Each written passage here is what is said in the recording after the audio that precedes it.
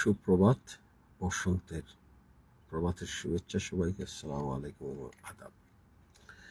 আজ নিজ জাতির সমালোচনায় বা আত্মসমালোচনায় সেলফ ক্রিটিসিজমে নামলাম।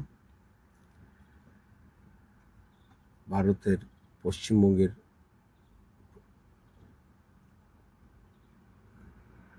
ইলেকশন ভায়োলেন্স নিয়ে বা পোস্ট ইলেকশন ভায়োলেন্স নিয়ে কিছু কথা বলবো। যে আমরা বাংলাদেশের বাঙালি আর পশ্চিমবঙ্গের বাঙালি, ভারতের বাঙালি, অনেক আগেই কবিগুরু বলেছিলেন যে 7 কোটি মানুষকে মানুষ করার জন্য, হে বঙ্গজননী, মানুষ করেছ, অমানুষ করে রেখেছ। আসলে আমরা বাংলাদেশের বাঙালি বলি আর ভারতের পশ্চিমবঙ্গের বাঙালি এত বড় অসভ্য বর্বর এবং এত হিংস্র জাতি, এত পরশ্রীকৃতর জাতি পৃথিবীর আর কোথাও আপনারা পাবেন কিনা না জানি না। ভারতে পশ্চিমবঙ্গে ইলেকশন হয়েছে, বিজেপি, হিন্দুত্ববাদী বিজেপি মানুষের বাড়ি ঘরে আক্রমণ করতেছে, ব্যবসা বাণিজ্যকে ধ্বংস করছে। দেখলাম টিএমসির একজন বিধায়ক বাইরে বসে কাঁদতেছে। ঠিক টিএমসি যখন ইলেকশনে জিতত, বিজেপি কর্মীদের বাড়িঘর, ব্যবসা বাণিজ্য সব জ্বালিয়ে দিত। এখন কিন্তু উল্টাটা আবার টিএমসির কর্মীরা এখন উল্টা আক্রমণের শিকার হচ্ছে এবং কান্নাকাটি করছে। কিন্তু ইতিহাস তো বেশি দিনের পুরনো না। ঠিক বাংলাদেশে বিএনপি জিতলে আওয়ামী লীগের বাড়ি করে আক্রমণ করে, আওয়ামী লীগ জিতলে বিএনপির বাড়ি করে আক্রমণ করে। এত বড় অসভ্য। রাজনীতি একটা politics, it's a politics for to serving the community. Politics সহিংসতা করার জন্য নয়, অন্যের বাড়ি করে ভাঙ্গার জন্য নয়।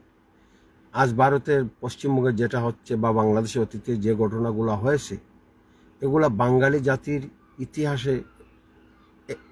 থেকে এইগুলা বিলুপ্ত করা যাবে না। এটা কলঙ্কিত অধ্যায় বাঙালি জাতির, বাংলাদেশের বাঙালি বলেন আর ভারতের বাঙালি বলেন। বিজেপি ইলেকশনে জয়ী হয়েছে, অনেকে বলতেছে হিন্দুদের জয়। আরে ভাই, এটা কি কোনো ধর্মযুদ্ধ হয়েছে যেটা হিন্দুদের জয়?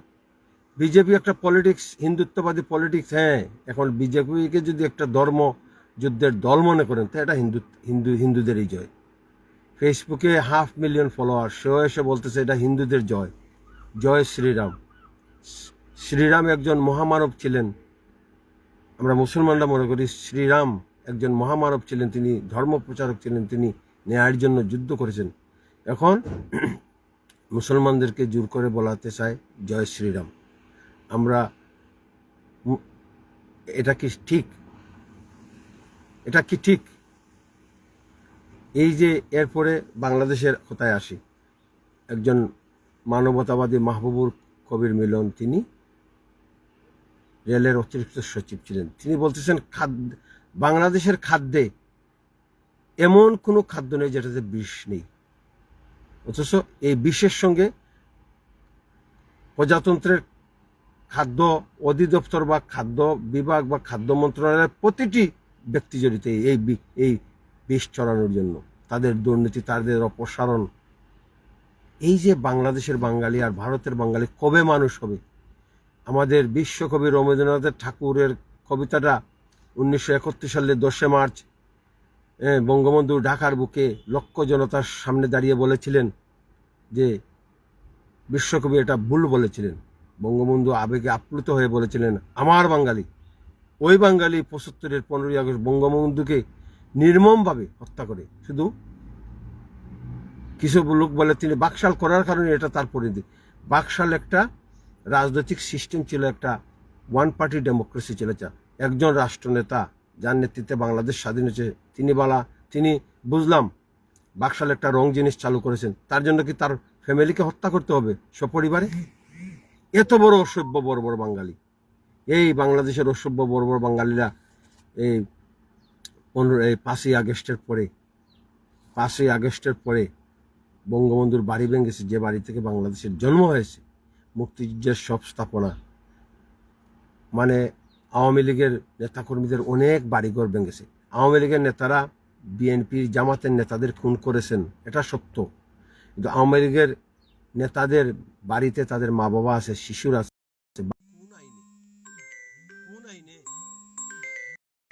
বাংলাদেশের কোন আইনে বলে যে নেতা ভুল করলে নেতার বাড়িঘর জ্বালিয়ে দিতে হবে, তার ব্যবসা জ্বালিয়ে দিতে হবে? তার মৌলভীবাজারে একজন নেতার মা ছিলেন বাড়িতে, মা চাচি জ্বলে মরেছেন। এটা কোন আইনে?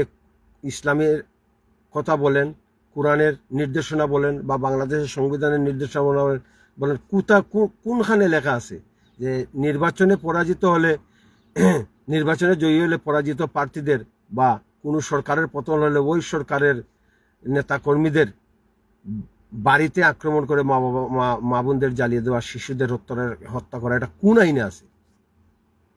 এত বড় অসভ্য বাঙালি। মাঝে মাঝে নিজের ঘৃণা হয় যে আমার এই জাতির মধ্যে আমার জন্ম হয়েছে, আমি এই বাঙালি বলে পরিচয় দিতে নিজের ঘৃণা করে। অথচ এই বাঙালি 1971 সালে মহান মুক্তিযুদ্ধের মাধ্যমে দেশ স্বাধীন, রক্ত দিয়ে ভারতের স্বাধীনতা আন্দোলনে পশ্চিমবঙ্গের লাখ লাখ হাজার হাজার বাঙালি, নেতাজি সুভাষচন্দ্র বসু সহ বড় বড় নেতারা বীরের মতো নেতৃত্ব দিয়েছেন, হাজারে হাজারে বাঙালি জীবন দিয়েছে ভারতের স্বাধীনতা আন্দোলনে। এরপরে বাংলাদেশের স্বাধীনতা আন্দোলনে দুই দেশের বাঙালিদের বীরত্বের কথা বলতেছি। এই বাঙালি এই আচরণ একেবারে একটা বাই দ্য কালচারাল রেভলিউশন, বাঙালিদের মনন মানসিকতাকে একেবারে সংস্কার করতে হবে। বর্তমান যে মন মানসিকতা বাঙালির আছে, এটাকে অ্যাবলিশ করতে হবে। মেন্টালি ইলনেস বাঙালি জাতি, এই অসুস্থ জাতির মন মানসিকতা, কালচারাল রেভলিউশন প্রতিটি গ্রামে গ্রামে, এটা বলেন পশ্চিমবঙ্গে বলেন বাংলাদেশে বলেন, প্রতিটি গ্রামে গ্রামে কালচারাল সেন্টার খুলে এদের কালচারালি এদের সুস্থ করে তুলতে হবে। এদেরকে কালচার শিক্ষা দিয়ে কুসংস্কার জন্য এই জাতিকে, বাংলাদেশের বাঙালি আর ভারতের বাঙালি, এদেরকে কালচারাল সেন্টার স্থাপনের মাধ্যমে এদেরকে মানুষ করতে হবে। আজ পশ্চিমবঙ্গে বাংলাদেশের সঙ্গে আনেন, দেখবেন বাংলাদেশের বাঙালিরা পশ্চিমবঙ্গের বাঙালিদের এক হয়ে পরস্পরকে আঘাত করবে। এত বড় রক্তের মধ্যে প্রবলেম এই জাতিটার। মানে কিভাবে বাংলাদেশের প্রতিটা খাদ্যে কিভাবে বিষক্রিয়া হয়? আমাদের বিএসটিআই কোথায়? আমাদের বিএসটিআই কোথায়? ওখানে যে বড় অফিসার বসে আছেন, আমি একটা লাইভে আছি, এরপরে আপনারা আমাকে কল দিচ্ছেন, আমি তো কথা বলতে পারতেছি না, এটা ইম্পর্টেন্ট টপিক, আপনারা এটা একটু কেটে দেন, আমি কেটে দিচ্ছি, মাইন্ড করবেন না। এই যে বিএসটিআই এর বড় বড় অফিসারদের বিদেশে বাড়ি, আমেরিকাতে বাড়ি, লন্ডনে বাড়ি, কানাডাতে বাড়ি, আর খাদ্যে বিষ মিশিয়ে সুবিরিয়ান জনগণকে মারতেছি। সার্বভৌম জনগণ, আমি আর এই জনগণকে সার্বভৌম বলতে রাজি। এইভাবে হিংস্র যে নির্বাচনে পরাজিত হলে বাড়িঘর জ্বালিয়ে দাও, বাড়িঘর জ্বালিয়ে দাও, এটা কোন রাজনীতির কোন আইনে কোন অধ্যায়ে আছে?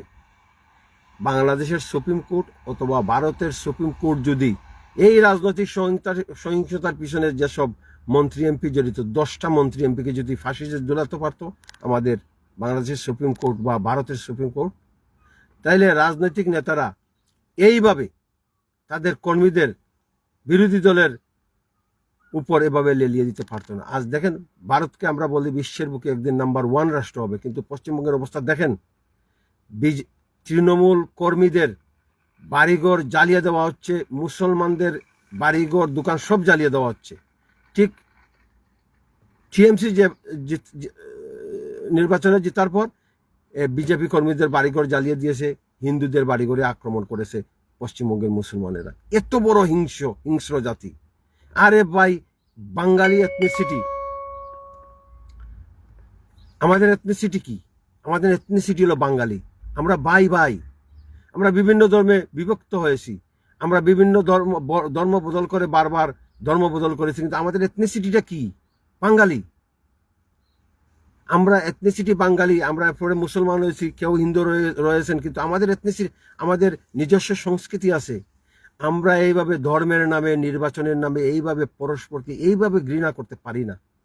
বিশ্বের দরবারে ভারত কিভাবে মুখ দেখাবে জানি না, যেইভাবে নির্যাতন চলছে।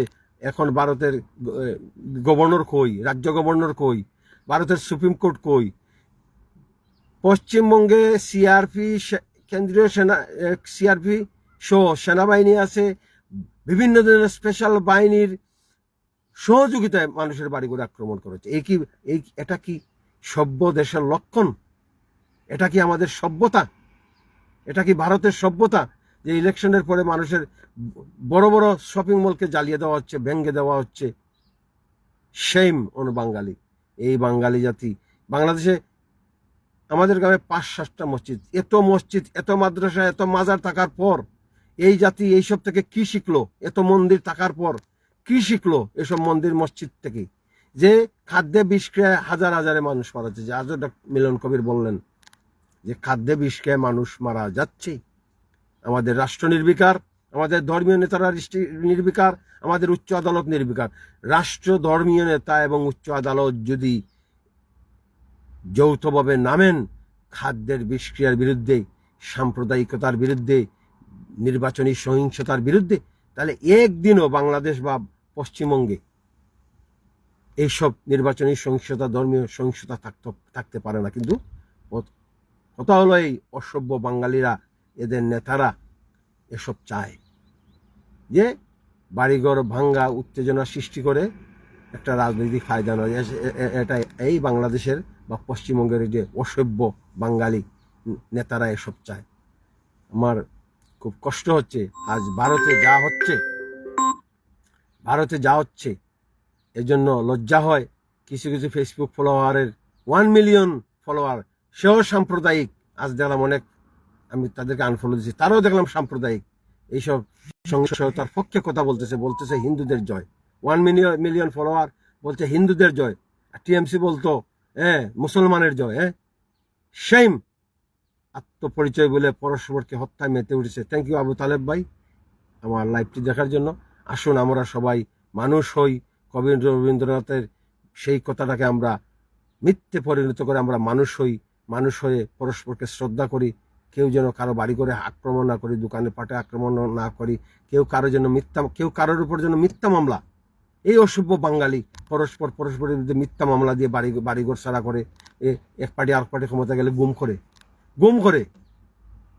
করে দুর্নীতি করে, মানুষ নির্যাতন করে, আর পরে সাচ্চা ভালো মানুষ হয়ে যায়। শেম অন বাঙালি। আপনারা সবাই ভালো থাকবেন আর আপনাদের মতামতটা দিবেন এই ভারত বাংলাদেশের এই নোংরা রাজনীতির বিষয়ে। আল্লাহ হাফিজ। জয় বাংলা।